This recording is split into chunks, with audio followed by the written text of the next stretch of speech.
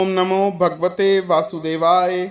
नमस्कार दोस्तों, मैं वैभव शर्मा अपने YouTube चैनल प्रभु प्रसंग में एक बार फिर से आपका स्वागत करता हूं। आज हम अपने प्रभु का जो प्रसंग या कथा सुनेंगे उसमें हम श्री कृष्ण भगवान की दो पत्नियों सत्यभामा और जामवंती के बारे में भी जानेंगे।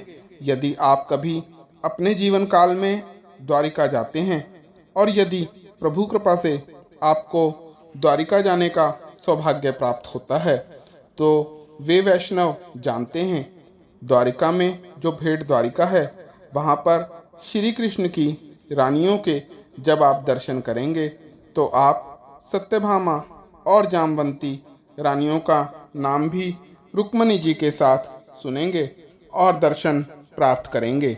आज हम जो प्रसंग या कथा सुनेंगे, जो भी कोई इस कथा को सुनेगा, इसको स्मरण करने पर उसे कभी थोड़ा सा भी झूठा आरोप नहीं लगेगा। उसकी समस्त इंद्रियां समर्थ रहेंगी तथा वह समस्त पापों से मुक्त होगा।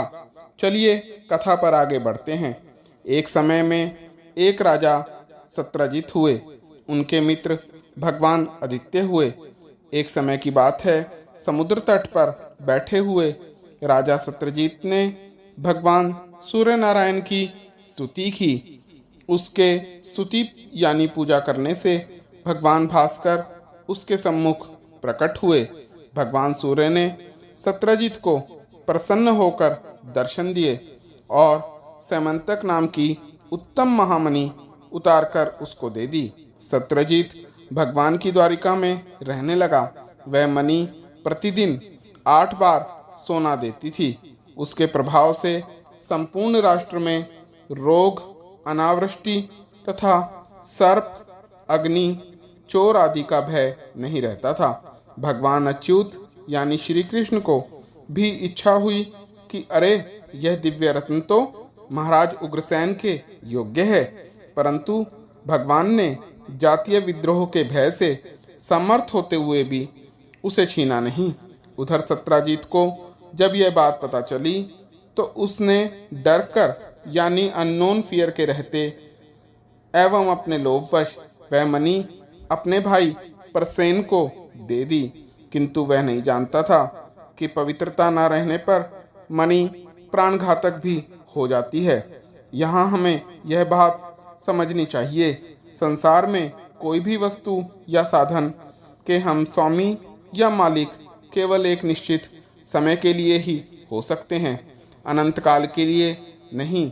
अनंत यानी इनफाइनाइट तो केवल श्री भगवान और उनकी कथा ही है।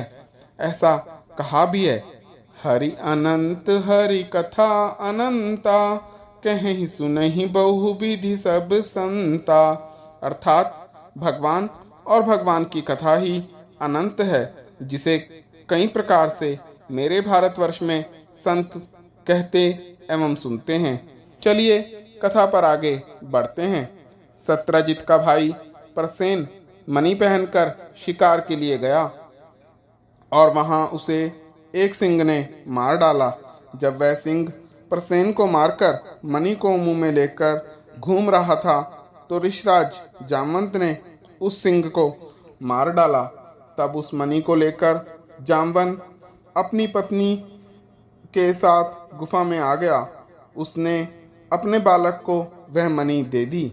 जब प्रसेन की मृत्यु की खबर राज्य में फैली तो लोगों को लगा कि भगवान उग्रसेन के लिए वह मणि चाहते थे, इसलिए उसको मारने का काम श्री कृष्ण का ही है। जब भगवान को यह बात पता चली तो प्रभु ने प्रसेन के घोड़े के चरण चिन्हों का अनुसरण किया और आगे देखा। प्रसेन को घोड़े सहित सिंह ने मार डाला था। फिर भगवान ने सिंह के पंजों के निशान का अनुसरण किया। वह सिंह जामवंत की गुफा के बाहर मरा पड़ा था। भगवान श्री कृष्ण ने गुफा में प्रवेश किया और सामंतक मणि से बालक को खेलते देखा। श्री कृष्ण को इस प्रकार देखकर उस बालक की माता भय से त्राही त्राही करने लगी। उसकी करुणा भरी वाणी सुनकर जामवंत क्रोध में गुफा में आए। फिर जाम्बवन और भगवान के बीच 21 दिन तक घोर युद्ध चला।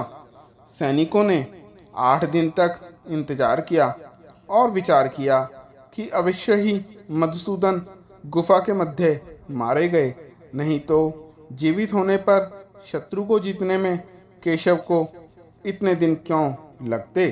यादवों ने भगवान को मृत मानकर द्वारिका में उनका अर्धवैदेहिक कर्म कर दिए।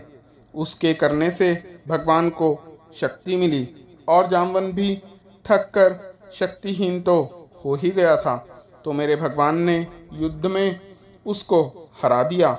तब जाम्बवन ने अर्धे स्वरूप अपनी जाम्बवंती कन्या का विवाह भगवान श्री कृष्ण से करा दिया। तब उसने सैमंतक मणि भी भगवान श्री कृष्ण को उपहार स्वरूप दे दी। अपने कलंक शोधन के लिए मेरे भगवान ने वह मणि ले ली और वह मणि वापिस लाकर सत्यजित को दे दी। सत्यजित ने भी शर्मिंदा होकर कि मैंने द्वारकाधीश श्री कृष्ण पर झूठा आरोप लगाया था, उसने अपनी कन्या सत्यभामा का विवाह श्री कृष्ण से करा दिया। तब अक्रूर जी और शतधन्वा ने सत्यजित का विरोध किया और सत्यजित को मार डाला। सत्यभामा को अपने पिता की मृत्यु से बहुत कष्ट हुआ। सत्यभामा के कहने पर श्री कृष्ण ने शतधन्वा को मार डाला, किंतु मणि उसके पास नहीं मिली।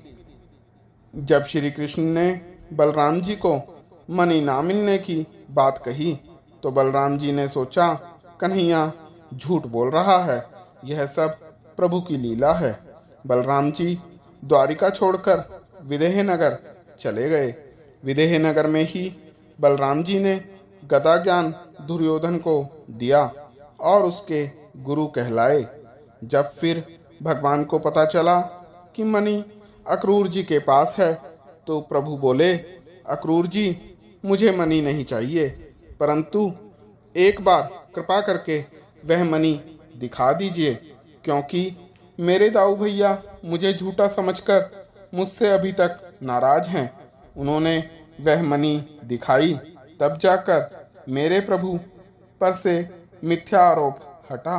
इसलिए मेरे भगवान के मिथ्या कलंक शोधन रूप इस प्रसंग को जो भी मनुष्य स्मरण करेगा उसे कभी मिथ्या कलंक नहीं लगेगा। बस प्रभु पर विश्वास दृढ़ होना चाहिए। जय श्री कृष्ण। मेरे चैनल को लाइक, सब्सक्राइब व शेयर करें।